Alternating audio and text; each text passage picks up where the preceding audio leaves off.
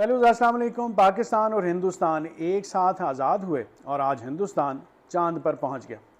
चांद की खबर सुनकर हमारे यहाँ अदम एतमाद का शिकार पाकिस्तानियों ने ये सवाल उठाया कि हम पीछे क्यों रह गए, चांद पर क्यों ना जा सके।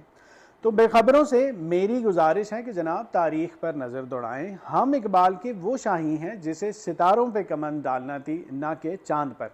लिहाजा चांद पर जाना कभी भी हमारी तरजीह नहीं रही और ना ही हमने चंदा को कभी मामू बनाया। हाँ, चंदा के लिए लोगों को ज़रूर मामू बनाया। मसलन मैं मांगने नहीं आया मगर मजबूरी है।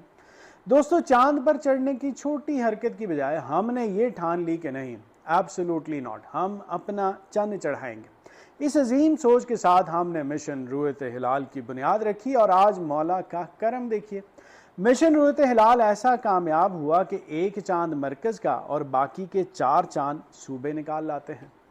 जब हिंदुस्तान चांद पर पहुंचा तो हम भी यहाँ चैन से नहीं बैठे, बल्कि बैठे बिठाए हमने यहाँ का डॉलर चांद पर पहुंचा दिया।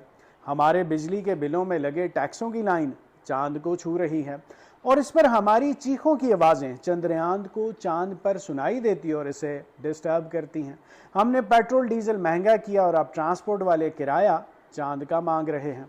ऐसा करके हमने हिंदुस्तानियों को बावर कराया कि जनाब तसल्ली रखें, चांद हमसे दूर नहीं, बस हम ही चांद से दूर हैं। दोस्तों, हिंदुस्तान आज चांद पर पहुंच गया। आज़ादी की 76वीं सालगिरह मनाने जमहूर के खिलन को चांद मिल गया, जबकि हमने IMF से कर्ज लेकर आज़ादी की सालगिरह के पटाखे फोड़े।